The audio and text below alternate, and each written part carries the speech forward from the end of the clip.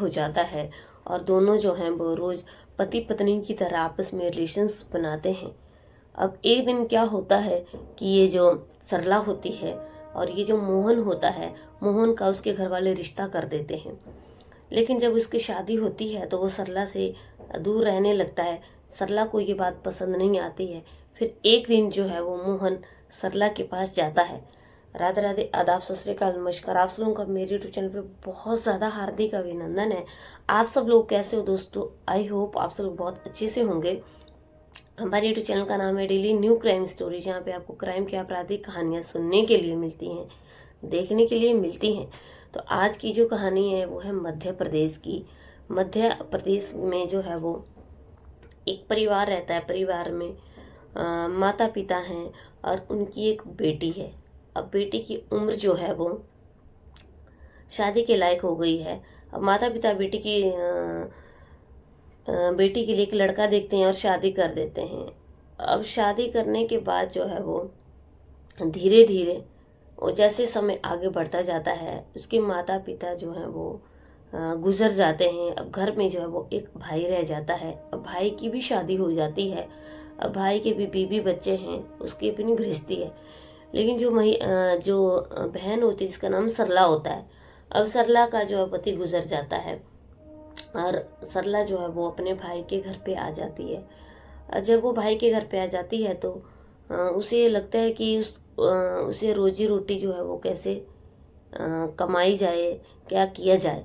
लेकिन ये जो सरला होती है इसके दिमाग में ये आता है कि क्यों ना कुछ लोग जो हैं वो कुछ ऐसा काम किया जाए कि मैं पैसे भी लेती रहूं और मेरा काम भी चलता रहे। तो अब ये सरला जो है वो अलग अलग लोगों के साथ अलग रिलेशंस बनाना शुरू करती है, जिसके बदले में इसे पैसे मिलते थे।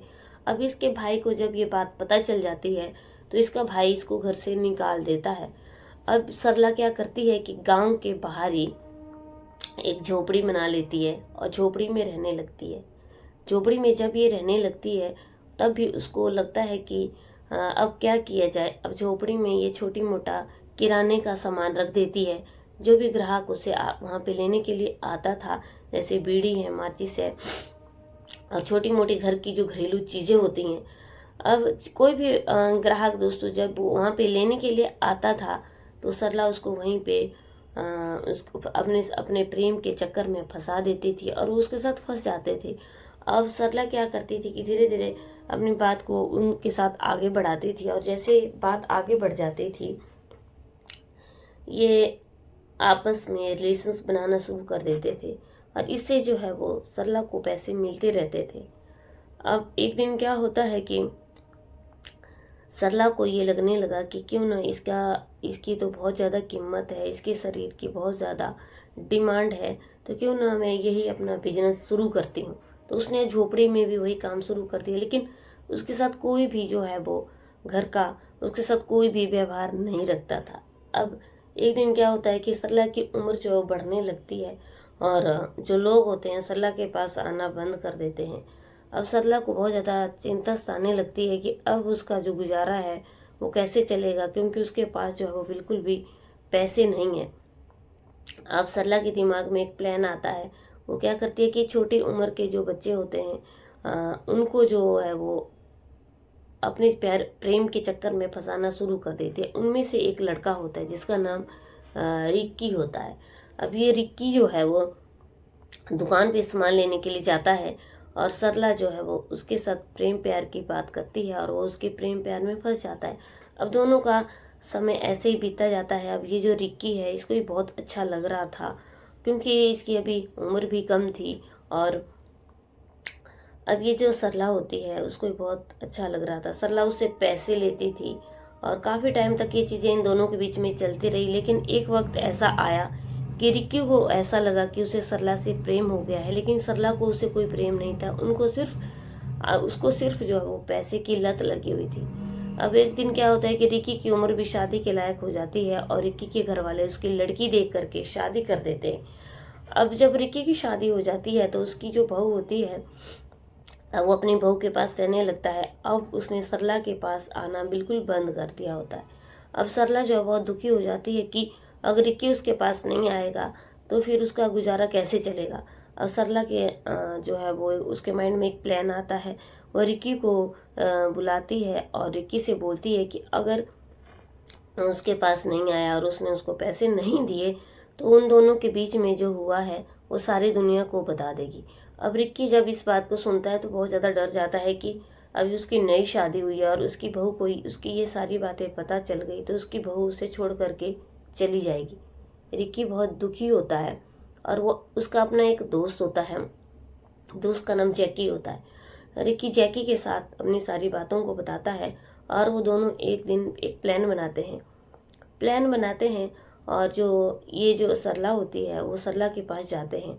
अब पहले जो है वो रिक्की सरला के पास जाता है और काफ़ी देर तक दोनों प्रेम प्यार की बात करते हैं। सरला को बिल्कुल भी एहसास नहीं होता है कि वो किस मकसद से उसके पास आए हुए हैं। अब दोनों आपस में वैसे ही प्रेम प्यार करते हैं, धीरे धीरे आपस में रिलेशंस बनाते हैं और उसके बाद जो है उसका दोस्त जैकी वो सरला के पास जाता है। वो भी उससे वही काम करता है जो रिक्की करता है।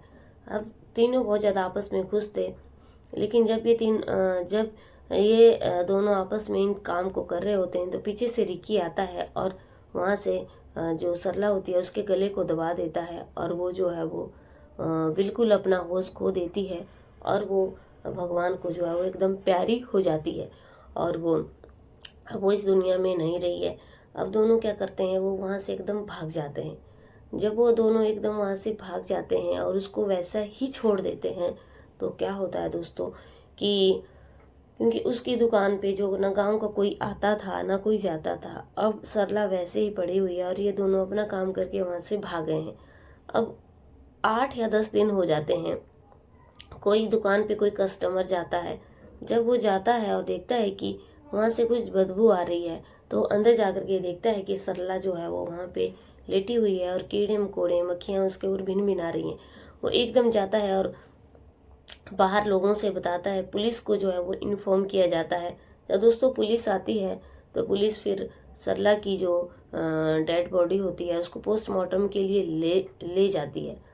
अब धीरे धीरे जो है वो इस चीज़ का खुलासा होता है कि वो कैसी थी, उसका कैसा बैकग्राउंड था, उसका दुकान पे कौन आता था कौन जाता था। अब वहाँ पे सीसीटीवी कैमरे लगे हुए होते हैं। सीसीटीवी कैमरे से पुलिस जो है पूरी तहकीकात करती है और धीरे धीरे जो है वो, क्योंकि जो जहाँ पे वो रहती थी वो एक झोपड़ी थी, वहाँ कोई सीसीटीवी कैमरा नहीं था। पुलिस जो है वो धीरे धीरे तहकीकात करने लगती है और लोगों से बातें खुलती जाती हैं तो पता चलता है कि वहाँ पे रिक्की जो है वो बहुत दिनों से आ जा रहा था। पुलिस जो है वो रिक्की को पकड़ लेती है और रिक्की से पूरी पूछताछ करती है। अब रिक्की जो है वो पुलिस को पूरी बात बता देता है कि उसने और उसके दोस्त ने जो है वो सरला को इस दुनिया से भेज दिया है। तो पुलिस जो है वो जब इनका बयान सुनती है तो उनको अरेस्ट कर देती है और जेल में डाल देती है। दोस्तों ये कहानी यहीं पे ख़त्म होती है। इस कहानी से हमें यही सीख मिलती है कि जो सरला थी वो बहुत ज़्यादा गलत काम कर रही थी। हालांकि उसके पास पैसे नहीं थे, लेकिन इंसान को इतना भी नहीं गिरना चाहिए कि वो गलत रास्तों पे चला जाए और उससे हर कोई इंसान नाता तोड़ दे। सरला ने गलत रास्ता अपनाया था। किसी भी इंसान की ज़िंदगी में कोई भी मुसीबत आ सकती है, गलत रास्तों को कभी भी नहीं अपनाना चाहिए। गलत काम का गलत नतीजा होता है। हालांकि रिक्की ने जो कुछ भी किया वो बहुत गलत चीज़ थी और सरला ने जो था वो बहुत ही गलत काम कर रखे थे और रिक्की ने जो है वो उसको इस दुनिया से ख़त्म कर दिया, भेज दिया, सिर्फ इस डर के मारे कि उसको पत्नी को पता चले तो वो उसे छोड़ देगी। रिक्की भी बहुत गलत था। दोस्तों इस कहानी से यही सीख मिलती है कि कभी भी गलत चीज़ों को कभी एक्सेप्ट नहीं करना चाहिए। गलत चीज़ों का गलत अंजाम होता है। इस कहानी में सरला जो है वो दुनिया छोड़ के चली गई, रिक्की जो है वो जेल में चला गया। उम्मीद करती हूँ आप लोगों को मेरी कहानी अच्छी लगी है। लाइक शेयर कमेंट ज़रूर करना। चैनल पर पहली बार आए तो चैनल को सब्सक्राइब करना। कल की कहानी में दोस्तों फिर से मिलते हैं एक नई कहानी के साथ। तब तक के लिए जय भारत।